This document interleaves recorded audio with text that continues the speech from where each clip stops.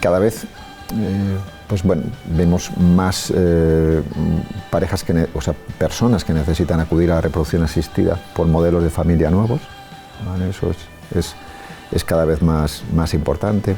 También parejas que no tienen problemas de esterilidad, pero necesitan la reproducción asistida para tener un niño de una forma segura, porque tienen antecedentes de alguna enfermedad transmisible. A partir de los 35 años las cosas se complican mucho y a partir de los 38 o 40 se complican muchísimo. Entonces, claro, eso choca con la sociedad en la que vivimos, porque una mujer de 40 años es una mujer muy joven y aparentemente de aspecto mucho más joven. Hace que tiene a veces 10 años menos, pero los ovarios son igual que los que tenía su madre o su abuela a los 40 años.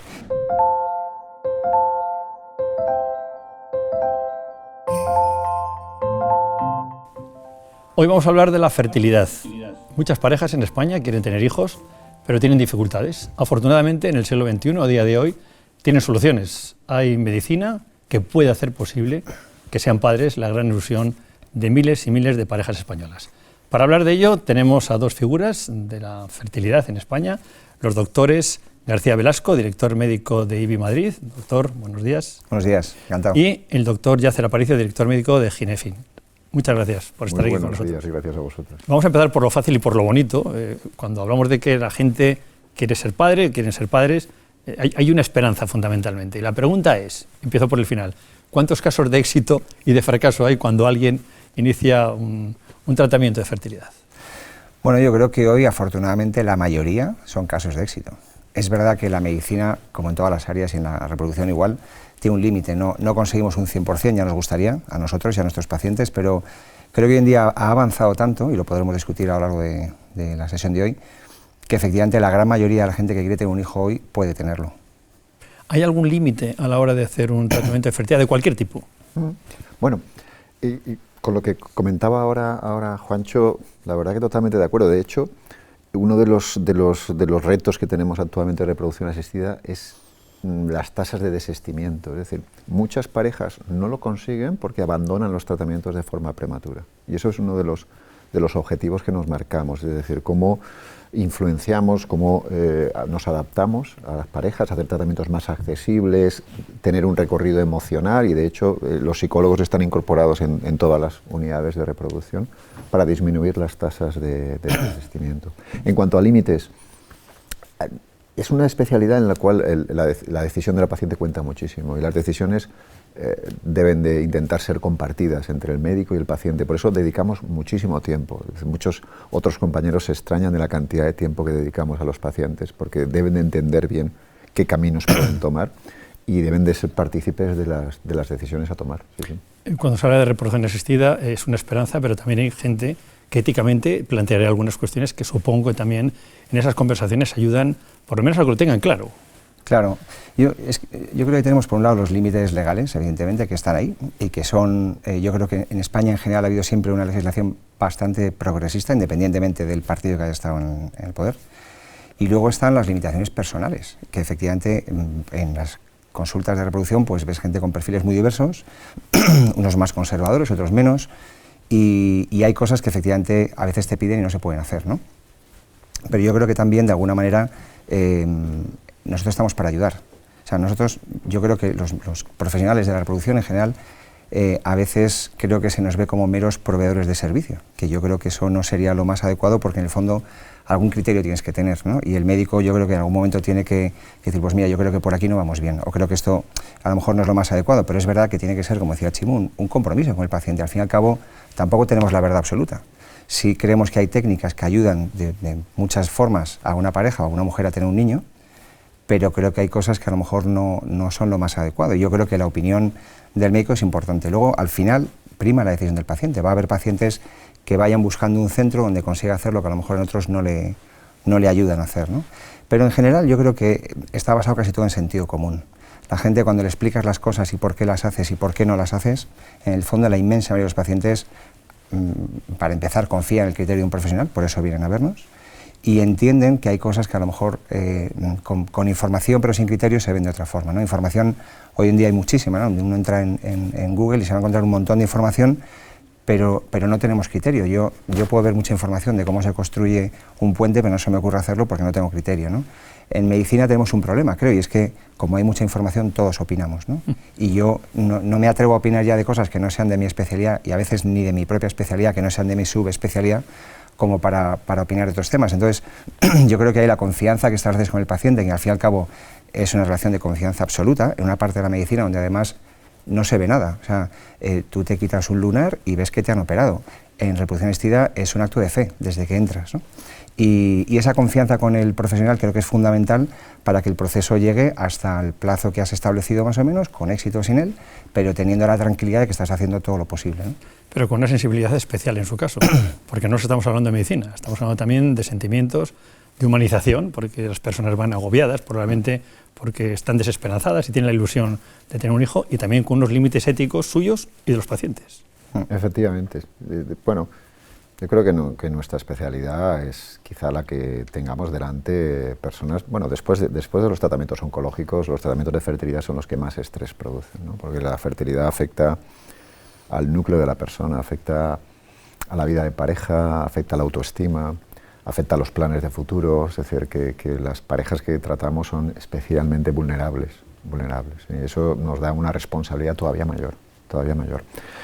Lógicamente, las limitaciones, como ha comentado Juancho, pues hay limitaciones que son legales y otras que son éticas, ¿no? Éticas de los propios pacientes o a veces éticas de los médicos, ¿no? Hay veces que tenemos que decir que no, fundamentalmente cada vez más en pacientes que tienen un pronóstico tan bajo que no es razonable llevar a cabo ese tipo de tratamientos y tienen que aceptar realizar otro tipo de tratamientos, y son parejas especialmente vulnerables que van buscando quién está dispuesto a hacer tratamientos que tienen un muy mal pronóstico.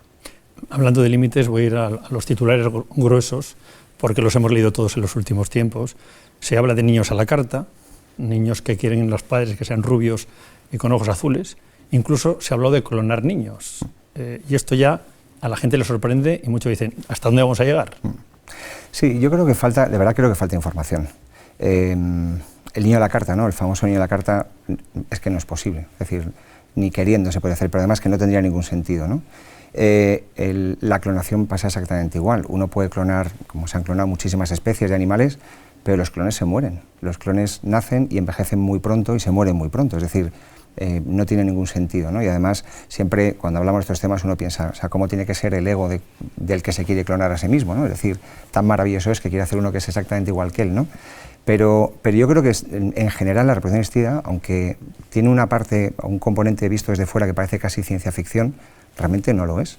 O sea, es una medicina de precisión basada cada vez más en mecanismos moleculares y biológicos de cómo funciona el embrión humano y la receptividad endometrial, pero que está muy lejos de todos estos titulares de prensa, que es verdad que llama mucho la atención, pero que probablemente sea la anécdota, ¿no? Porque no creo que ningún profesional que se dedica a una especialidad como esta, ¿no? A intentar ayudar a una mujer o una pareja a tener familia, dudo mucho que tenga ningún interés en hacer niños a la carta, si se pudiera, que no es posible, porque son herencias poligénicas muchas de ellas, de muchos genes implicados, o plantearse una clonación cuando sabemos que no funciona, ¿no?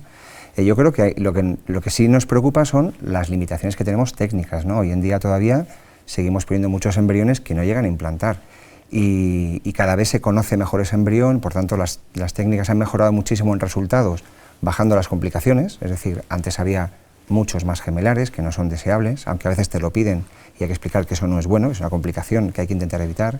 Había muchas complicaciones con la estimulación ovárica que hoy apenas vemos, pero todos los ciclos fallidos lo que acumulan son frustración, ¿no? Un poco lo que comentabais antes.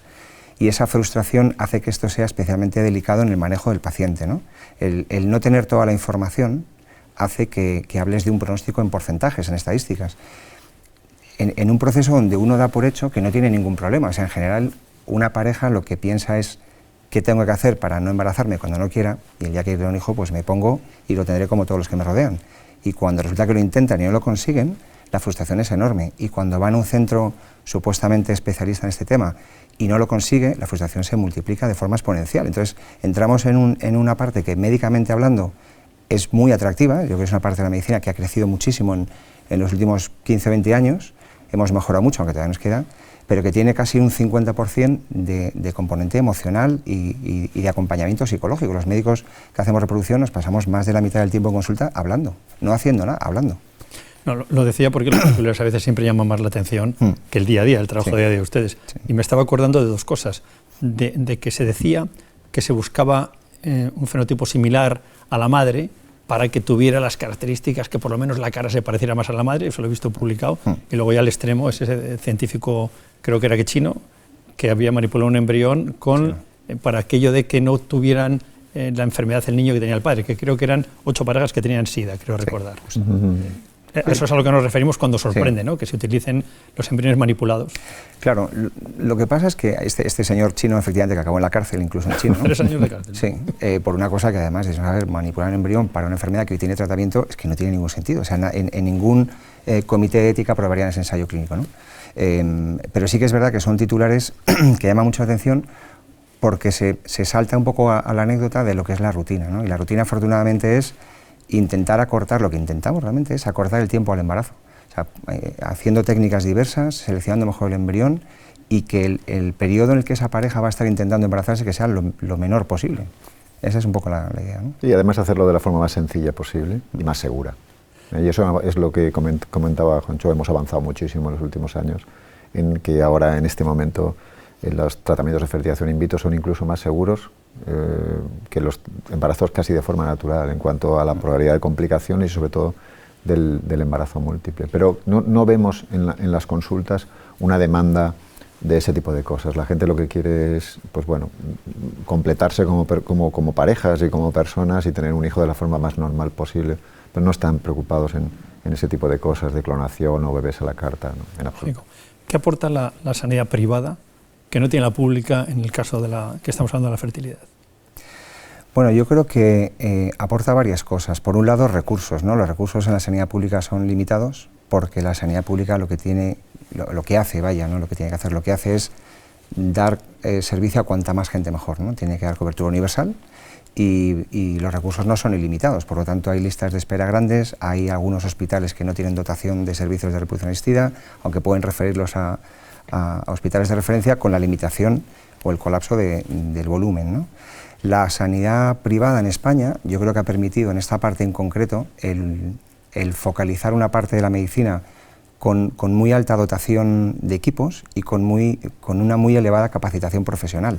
De hecho, el haber tenido desde el año 88, que es la primera ley de reproducción asistida, una legislación que ha permitido ese desarrollo, ha hecho que haya un colectivo de profesionales en España muy grande y muy potente a nivel mundial. En reproducción asistida a nivel mundial, España pues es uno de los países pioneros y potentes, ¿no? En cuanto a volumen y en cuanto a calidad.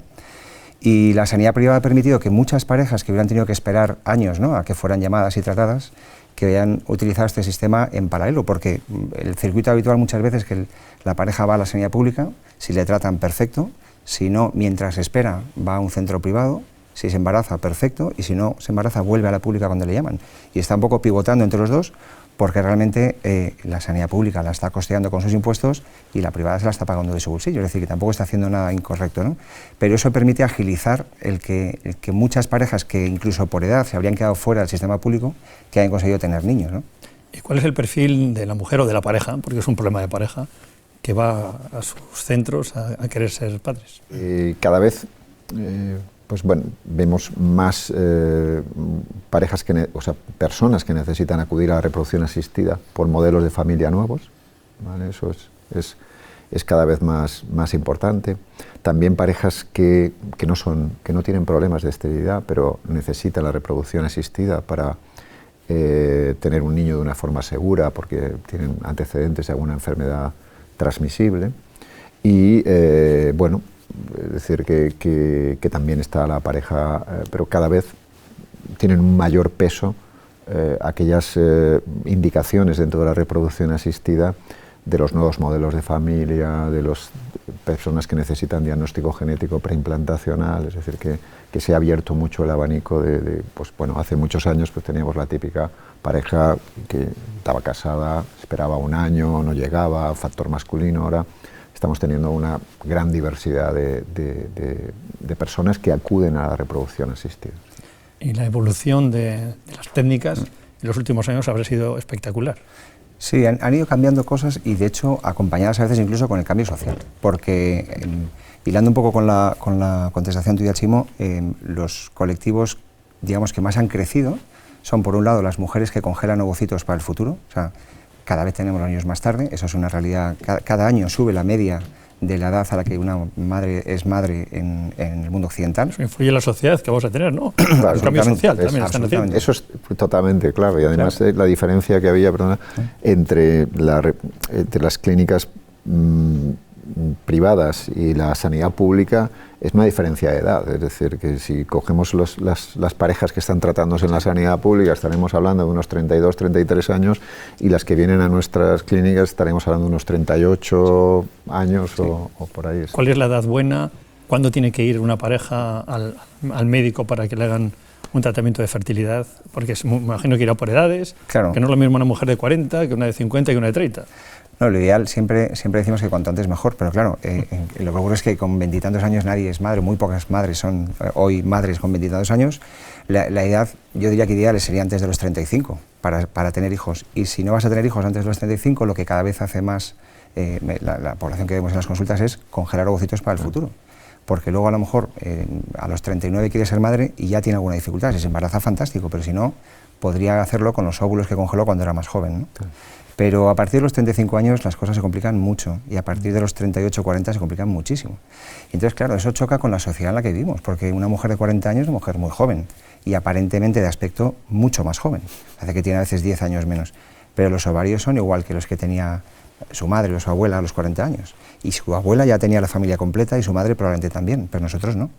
Y eso está cambiando mucho la forma de trabajar, por lo que decía Chimo ahora, porque vemos pacientes cada vez más mayores que confían que la reproducción asistida les va a resolver el problema, pero la reproducción asistida resuelve el problema de la fertilidad, pero no rejuvenece los ovocitos.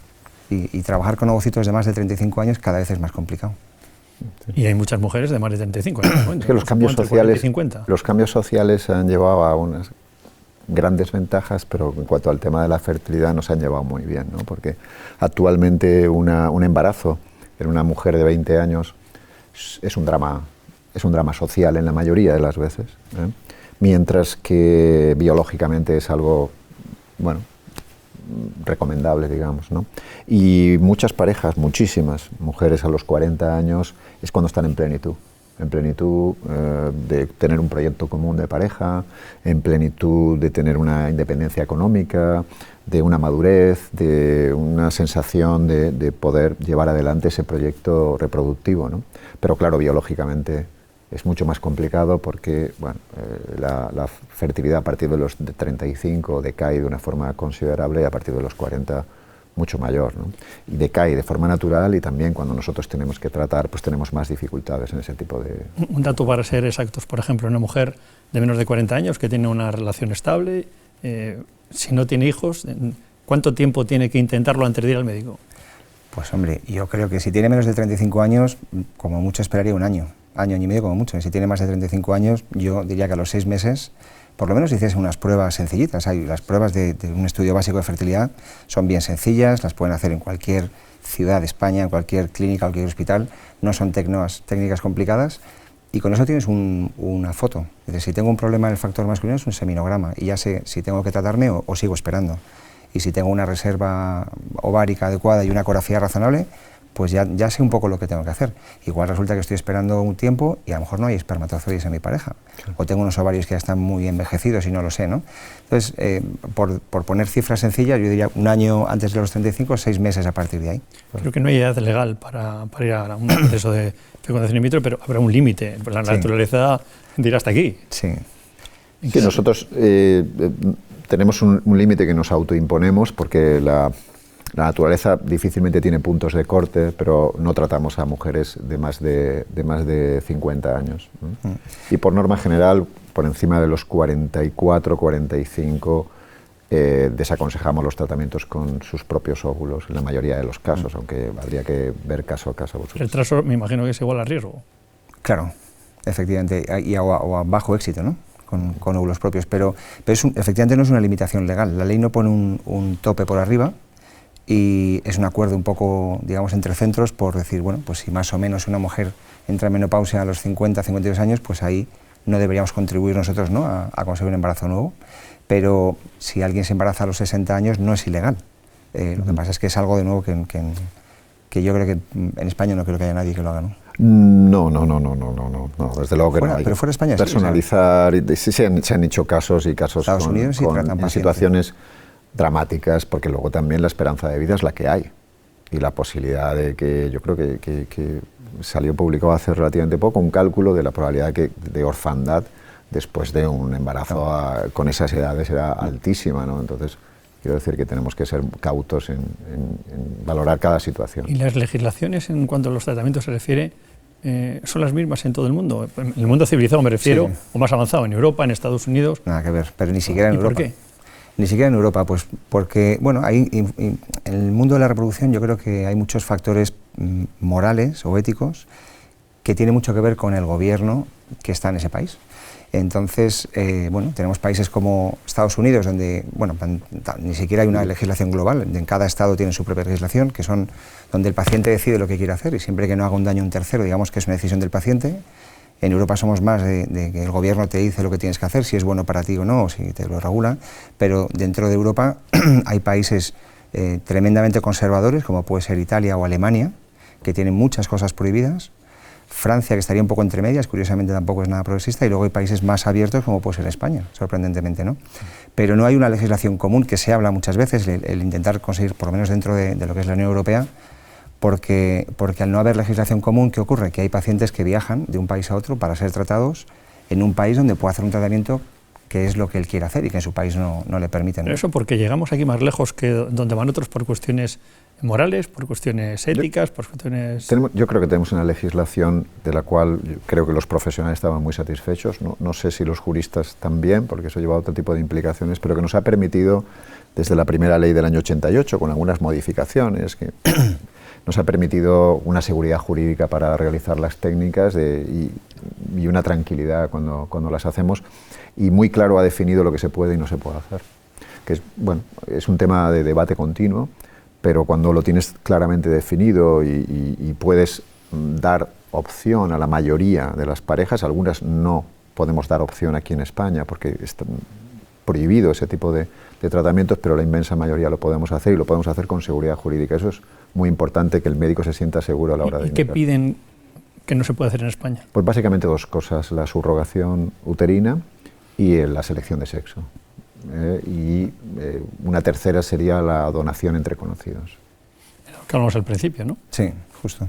Sí, al final son cosas que la demanda es pequeña, ¿no? Pero una donación, por ejemplo, de ovocitos entre una hermana y otra hermana, o un familiar, o un amigo, un conocido, o de espermatozoides, no es legal porque no cumple el anonimato que exige la ley. Una selección de sexo, volvemos un poco a lo mismo. Puede ser un deseo de una familia que a lo mejor tiene 3 niñas y quiere un varón o viceversa, pero que médicamente no tiene mucho sentido desde mi punto de vista. Y la subrogación uterina, que podría tener sentido, pero que en España está prohibida. Y entonces ahí pues el paciente viaja a países que le dan más o menos tranquilidad jurídica. Estados Unidos, en algunos estados, tiene tranquilidad jurídica absoluta, y hay países con legislaciones más laxas o más ocultas o más oscuras, vamos a decir, donde siempre es un riesgo, ¿no? Claro. Pero bueno, es verdad que en España se pueden hacer muchas cosas y hay algunas que no se pueden hacer. ¿Ustedes se han negado a hacer algo que les han pedido? Sí, selección de sexo varias veces, pero con dinero en la mesa, o sea, una cosa un poco de película. Es que no, esto no es cuestión de dinero, es que está prohibido, es que no se puede hacer. Y desde el punto de vista estrictamente médico, ¿qué es lo mejor de lo que se hace? ¿Qué es lo que se debería hacer? ¿O dónde estaría el límite que ustedes pondrían basándose en su experiencia? Es decir, una experiencia global, experiencia médica y experiencia espiritual en el mejor sentido de la palabra. Es decir, un católico, la Iglesia Católica, estoy recordando palabras de Benedicto XVI que le considera una aberración, ¿no? La fecundación in vitro. Es decir, un paciente deja probablemente muchas de las cosas porque la ilusión por tener un hijo está por encima de todo ello. Pero ustedes, evidentemente, esos límites que ponen, unos los pone la ley o los ponen ustedes, ¿qué sería de todas las técnicas que ustedes están utilizando o que no están utilizando y les gustaría utilizar? ¿Por dónde tendríamos que ir en el futuro en la fecundación, en la reproducción asistida? Tema súper interesante, porque el tema religioso nos afecta de alguna manera, yo creo que a todos, y en el espectro de pacientes que vemos, pues vemos pacientes desde cero creyentes, agnósticos absolutos, a pacientes incluso del Opus Dei, hablando de todos los espectros, ¿no? Y ves cómo la pareja sufre cuando quiere tener un hijo y tiene una limitación moral que se ha autoimpuesto, ¿no? O se la ha impuesto un poco en su entorno, o él mismo, o ella misma. Y al final, a ver, yo lo puedo decir abiertamente, yo soy católico, practicante, y creo que en nuestro trabajo lo que hacemos es ayudar a una pareja a tener familia, ¿no? Cuando uno tiene una enfermedad, lo que hace es ir a un médico, tiene un cáncer, y va a un oncólogo y se trata, ¿no? Y si es creyente, reza también, supongo. Bueno, supongo no, reza. Cuando uno tiene un problema de fertilidad, parece que hay que dejarlo todo en manos de la oración. Y al final dices, vamos a ver, yo tengo un problema, hay una técnica médica que me puede ayudar a tener una familia, que es lo que quiero, y luego necesitaré también ayuda de la oración o de lo que considere, pero es tremendo el sufrimiento de una pareja que quiere tener hijos y que por un criterio moral no puede hacer lo que querría hacer, y muchas veces lo acaban haciendo, hablas con ellos, se lo explicas, tienen su hijo y su matrimonio se refuerza, porque muchas veces esto hace que estas parejas a veces salten por los aires, ¿no? Entonces es un tema muy interesante el que muchas veces pasas tiempo hablando con los pacientes, porque efectivamente es una limitación que yo estoy convencido y a lo mejor nos vamos del tema, pero yo creo que la Iglesia siempre ha ido un poco frenando a la sociedad, ¿no? Que por antes es lo que tiene que hacer, y yo confío en que dentro de unos años esto sea algo que la Iglesia entienda mejor, porque yo tengo la sensación de que les falta información, y a lo mejor hablo de lo que no debo, pero creo que con información las cosas se entienden, se explican, y al fin y al cabo lo que estamos haciendo es ayudar a una pareja a tener familia, ¿no? Doctor, ¿hacia dónde tenemos que ir en esos procesos de fertilidad? Podríamos incluso repasar, es decir, la reproducción asistida luego tiene sus métodos, que no sé cuáles funcionan bien, cuáles funcionan mal, incluso cuáles pueden ser más peligrosos o menos, o en el futuro de la mujer. Creo que lo último que se está diciendo es que la in vitro deja a las madres con problemas de osteoporosis y enfermedades derivadas de haber utilizado ese tratamiento. Es decir, no todo es inocuo, ni siquiera cuando en un proceso de fertilidad, ¿no?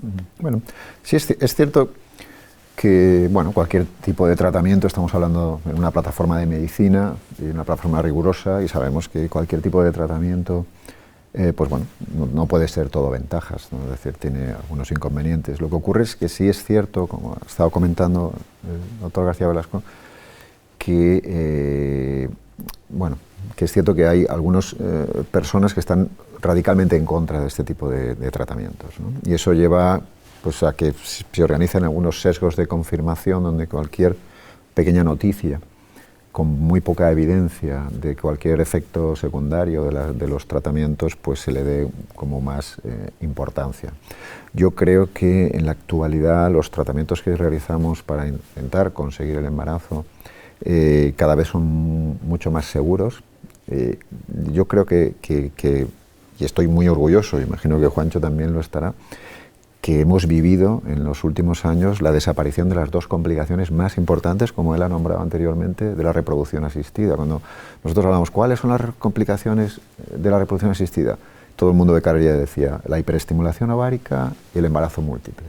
Es decir, teníamos los hospitales, los servicios de neonatología colapsados, porque la única manera de hacer tratamientos optimizados era transferir más embriones, ¿no?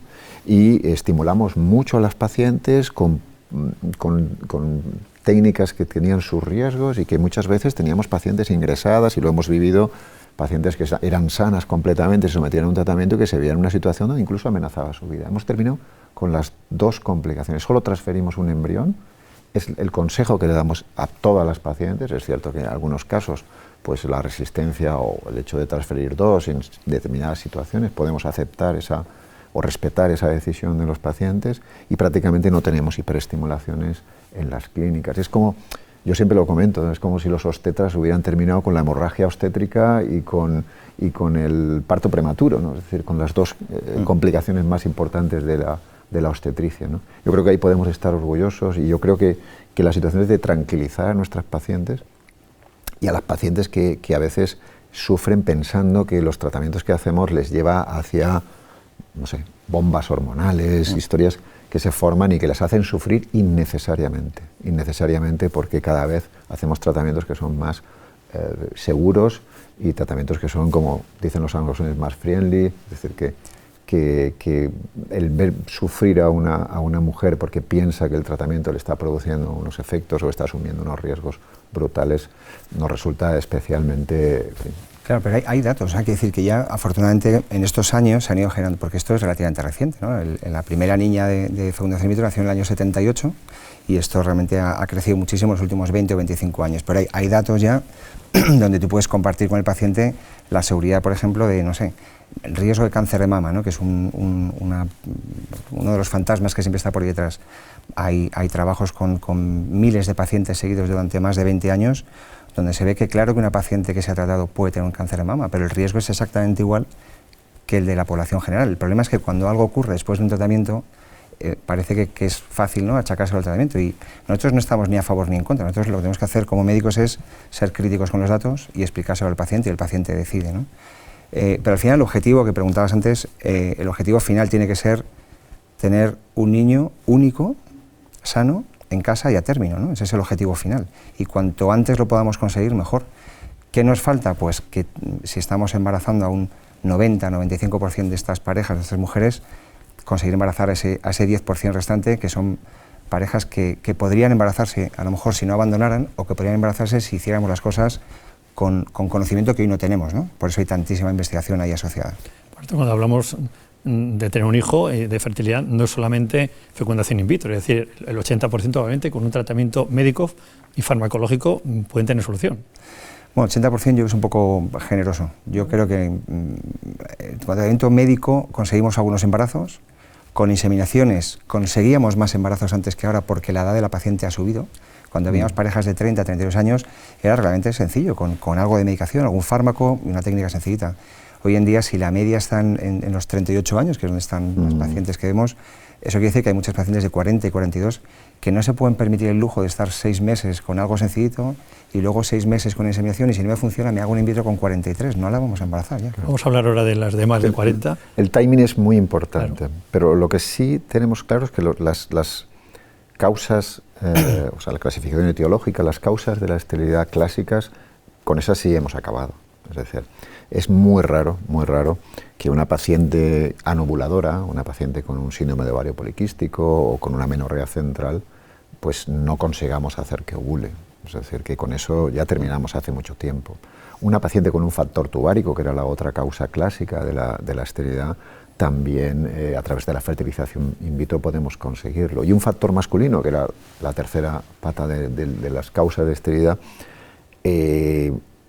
existen algunos pequeños casos, algún pequeño porcentaje de casos en los que no existe espermatozoides en ninguna parte del organismo, pero incluso cuando no hay en el eyaculado somos capaces de obtenerlo en el testículo y somos capaces que esos varones puedan tener hijos biológicos. Lo que ocurre es que sigue habiendo parejas que no lo consiguen, y fundamentalmente es porque no acceden a los tratamientos o desisten de los tratamientos, o muchas veces porque la calidad de los óvulos relacionada a la edad, y ahí enlazamos,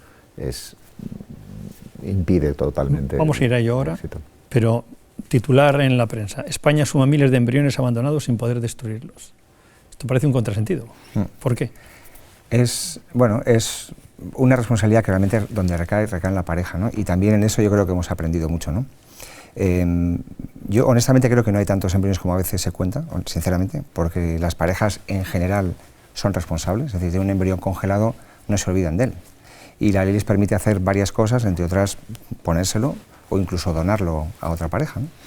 Pero sí que es verdad que hace años se generaban más embriones. ¿Por qué? Porque poníamos los embriones de 2 en 2 y de 3 en 3, las tasas de éxito no eran ni de lejos las que tenemos hoy, y entonces a veces se generaban más embriones de los necesarios. Hoy en día, afortunadamente, eso no es así. Y de hecho, cuando tienes muchos ovocitos para fecundar, muchas veces no los fecundas todos. Puedes congelar óvulos, que antes no se podía, porque ni había la técnica ni era legal, y desde el año 2007 ya se puede hacer. Pero sí que es verdad que es una responsabilidad al final compartida con la pareja, es decir, cuántos embriones vamos a generar en función de cuántos hijos quieres tener. Y eso va a permitir que esos titulares pues poco a poco vayan desapareciendo, porque es verdad que al fin y al cabo, si una pareja quiere tener 3 hijos, a lo mejor hay que generar 5, 6, 7 embriones, pero si una pareja quiere tener solo un hijo, no tiene sentido crearle 7 embriones, porque le vamos a generar un problema que hoy no tiene. ¿Y por qué no se destruyen los que sobran? Es decir, hombre, también llegado a extremo decir, hombre, es que este embrión igual da un niño diferente al otro, es más listo, es más tonto, ya, yendo al extremo. Sí, pero es ridículo pensar en eso. Ahí sí que la legislación no nos ayuda, porque pone unos criterios que son complicados a veces para destruir los embriones. Y bueno, las parejas a veces no dejan claro cuál es el destino final de los embriones. Es un tema por cerrar, es decir, que ahora en este momento pues el destruir los embriones lleva aparejado unos condicionantes legales que son complicados. Y que no es una decisión nuestra, es decir, el embrión no le pertenece al hospital que trata a esa pareja, el embrión le pertenece a la pareja y son ellos los que tienen que decidir, ¿no? Por eso incluso antes de empezar un tratamiento yo creo que es bueno el establecer una estrategia, decir, bueno, ¿cómo de grande quieres que sea tu familia? Y en función de esto hacemos lo que vamos a hacer, para no crear este problema, ¿no? O también hay muchas parejas que donan los embriones para investigación, pero no hay suficientes, eso sería para otro programa, ¿no? Las dificultades para la investigación y tal, pero que no hay proyectos suficientes para absorber toda esa cantidad de embriones que las parejas han donado y que se quedan ahí esperando. Pues una pena. Pues sí, totalmente. Vamos a volver a la tierra, a lo más sencillo. ¿Cuánto dura un tratamiento para una pareja que quiere tener hijos y cuánto les va a costar? Pues durar hoy en día los tratamientos cada vez son más cortos. Hoy en día después de una consulta inicial donde más o menos haces las 3 o 4 pruebas que tienes que tener claras y decides empezar, que todos los tratamientos empiezan habitualmente con el ciclo menstrual, son 2 semanas.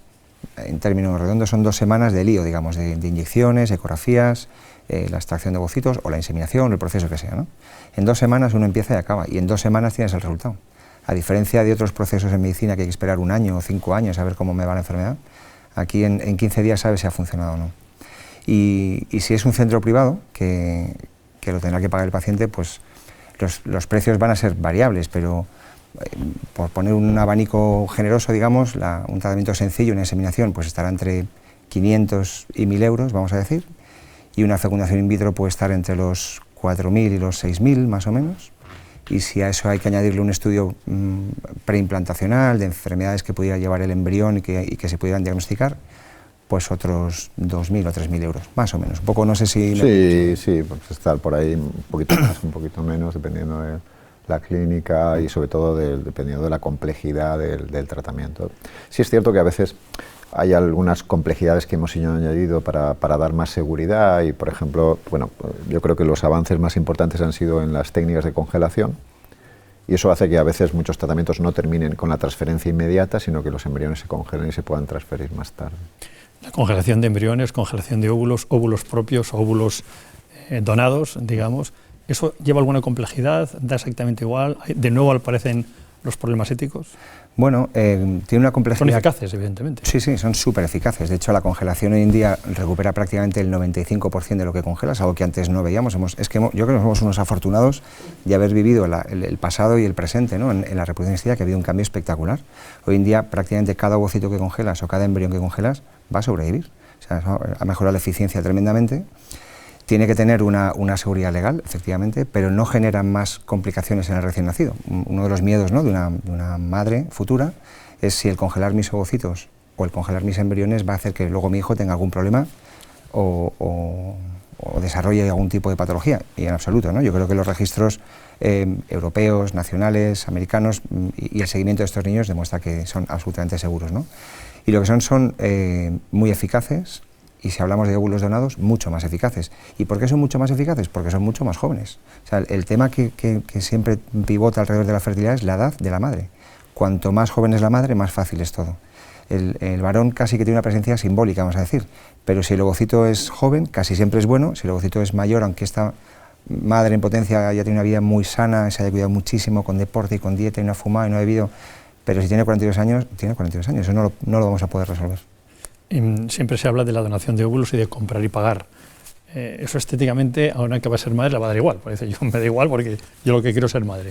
¿A usted les da algún problema o es indiferente? Bueno, aquí afortunadamente, y por eso lo comentaba con anterioridad, porque uno de los aspectos legales que nos ha permitido trabajar con más seguridad es en la donación de gametos y fundamentalmente la donación de óvulos.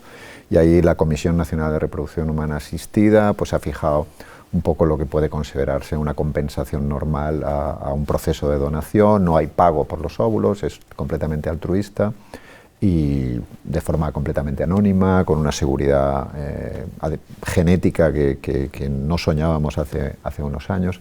Es un proceso muy bien estandarizado y con una seguridad jurídica muy alta. Y antes de que el profesor Del Val les haga un retrato de lo que está viendo aquí, ¿qué les faltaría o qué pedirían o qué necesitarían conseguir para mejorar, subir un escalón más en sus procesos de reproducción asistida? Hombre, a mí me encantaría poder decirle al paciente lo que va a pasar. Que yo creo que eso ningún médico lo puede hacer, pero eso sería el sueño, es decir, no te preocupes, que seguro que lo vamos a conseguir, porque tú con una pareja, cuando hablas con ellos, te sientas y dices, bueno, yo voy a estar con vosotros hasta el final, pero el final puede ser que sí, puede ser que no. El poder saber si de verdad con herramientas diagnósticas futuras pudiéramos saber, mira, no lo intentes porque no lo vas a conseguir, porque te vas a desgastar y te vas a frustrar, o no te preocupes, que seguro que vamos a acabar con un niño en casa. Eso sería el sueño, yo creo, de cualquiera que trabaje en reproducción. Nos dejaríamos cortar un brazo por tener eso en la consulta. Es que es tremendamente frustrante saber que esta pareja hace un esfuerzo enorme, pone mucha ilusión, tiene a su alrededor un montón de gente con que está teniendo niños casi sin pensarlo, y tú crees que les vas a poder embarazar, pero no lo tienes seguro. Y eso también nos frustra muchísimo como profesionales. Sentarte con una pareja que se ha gastado un dineral en un ciclo y le tienes que explicar que no se ha embarazado y qué le puedes ofrecer, es una conversación que me encantaría no tener que tener, pero la tengo todos los días varias veces, porque es así. Bastante hacen que regalan vida. Bueno, sí. Bueno, yo creo que le pasa a todos los médicos, pero a nosotros más todavía, ¿no? El que haciendo exactamente lo mismo y viendo todo igual y con el mismo mensaje, pues hay veces que llegan los pacientes con una fidelidad infinita y otras veces que llegan con una frustración infinita. Yo me imagino a esos pacientes que están sentados delante de ustedes y cuando dicen, está embarazado. Ya tienes una satisfacción impresionante. La alegría compartida tiene que ser maravillosa. Y además es una cosa a la que no te acostumbras, ¿eh? Ya vamos para viejos, ¿eh? No. Pero sigues escuchando un latido cardíaco por primera vez y son las cosas más bonitas que hay. Impresionante. Vamos a ver cómo les ha visto a ustedes el profesor Del Val. Luis, adelante. En un país donde las mascotas superan al número de niños, hablar de fertilidad casi es contrarrevolucionario, o vintage, que se dice ahora. Los dos poseen manos explicadoras, aunque las manejan de manera diferente. El doctor Joaquín Llàcer, que es más alto y por tanto posee unas palmas más amplios, parece formar una cuna donde casi cabría un recién nacido. El doctor Juan Antonio García Velasco tiende más a entrelazar los dedos y a veces se toca el anillo matrimonial, gesto que podría interpretarse de manera ambigua y laberinto en el que no voy a introducirme. Me ha gustado de los dos su sinceridad científica y su acuerdo en que ser madre es como saber conducir, cuanto más joven, mejor. Y también su coincidencia al definir que la mente tiene ilusiones y proyectos a edad avanzada, pero los ovarios no rejuvenecen con las ilusiones y envejecen de manera inexorable 12 meses cada año. Del doctor García Velasco resaltaría su facilidad didáctica para explicar materias complejas, y del doctor Joaquín Llàcer su seguridad natural reforzada por la experiencia. Y me ha interesado que a lo largo de este interesante debate se han mezclado matices de la ética, el derecho, la sociología y la religión, y un escalofrío que les brindo a los dos invitados de un ciudadano que vino al mundo en la posguerra. Con los criterios actuales de esta sociedad, yo no habría nacido. Pues muchísimas gracias por estar con nosotros, ha sido un placer tenerle y esperemos que podamos repetir en más ocasiones. Ojalá, un placer. Muchísimas gracias. Muchísimas gracias. El poder saber si de verdad con herramientas diagnósticas futuras pudiéramos saber, mira, no lo intentes porque no lo vas a conseguir, porque te vas a desgastar y te vas a frustrar, o no te preocupes, que seguro que vamos a acabar con un niño en casa. La Comisión Nacional de Reproducción Humana Asistida pues ha fijado un poco lo que puede considerarse una compensación normal a un proceso de donación. No hay pago por los óvulos, es completamente altruista y de forma completamente anónima, con una seguridad genética que no soñábamos hace unos años.